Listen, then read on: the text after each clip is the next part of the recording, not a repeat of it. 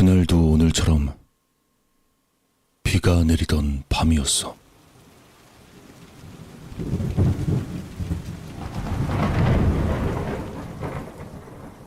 그때도 이렇게 친구들이랑 술을 먹고 있었는데 그날따라 동네에 있는 폐가 이야기가 나왔어. 뭐 폐가 가봐야 별거 없네 뭐네 그런 거 있잖아. 남자들 술만 먹으면 센 척하고 그런 거. 근데 어떤 놈이 갑자기 날 겁쟁이라고 놀리는 거야. 그래서 난 큰 소리 치면서 당장 지금이라도 다녀오겠다고 그랬지. 그때 그러지 말았어야 했는데 말이야.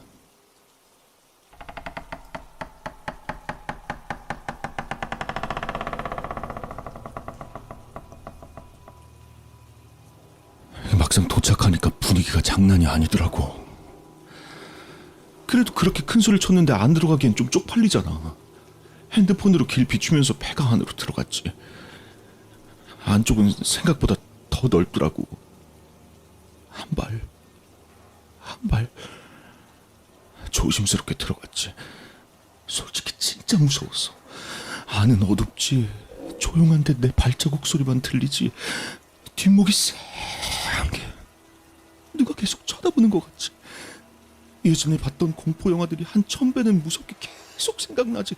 구석에 뭔가 갑자기 탁 튀어나오는 것 같은 상상 계속되고. 근데 한 반쯤 들어갔나? 갑자기 내 발자국 소리 말고 다른 소리가 들리는 거야. 뭔가가 흐르키는 소리. 진짜 식은땀이 쫙 나더라. 그대로 도망치고 싶었는데 이대로 나가면 애들이 엄청 놀릴 거 아니야. 그냥 오기로 허세로 좀 더 들어가 봤어. 소린 계속 나고 있었고 나도 모르게 숨을 죽이고 그냥 조심스럽게 그 소리가 나는 쪽으로 움직였어. 그때가 내 인생 통틀어 가장 긴장되는 순간이었을 거야 아마. 5m쯤 앞에 살짝 열려있는 방 안에서 소리가 나는 것 같았어. 거기서 진짜 고민 많이 했어. 저기만 열어보고 갈까 아니면 그냥 돌아갈까. 그리고 내 생애 최악의 선택을 한 거지. 거의 오기에 가까운 용기를 내서 그 안을 봐버린 거야. 그때 내가 뭘 받는 줄 알아?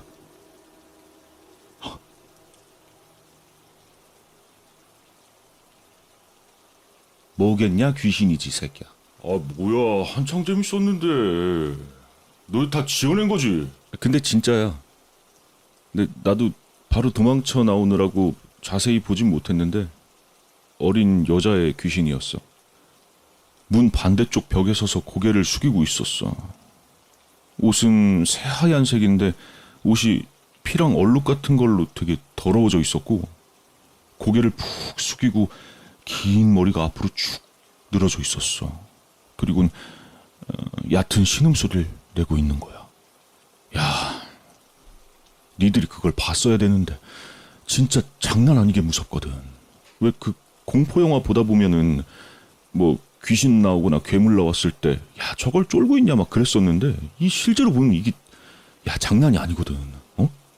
나도 목이 터져라 소리를 지르면서 밖으로 도망쳤다 아니냐. 어? 근데 여기서 끝이 아니야. 더 무서운 게 한 달쯤 뒤엔가 뉴스를 봤는데 그 폐가에서 어떤 여자애가 죽었다는 거 아니냐. 어? 납치 살해 사건이었대. 심지어 그 애가 납치당할 때 입었던 옷이 하얀색 옷이었다지 뭘 하냐. 거기다 나이대도 똑같고. 어떠냐? 이 정도면 내 얘기가 제일 무섭지. 어? 야 뭐야 그럼 너 원래 귀신 보고 뭐 그런 영안? 뭐 그런 게 있는 거야? 나도 모르겠어. 그날따라 이상하게 그런 게 보였네.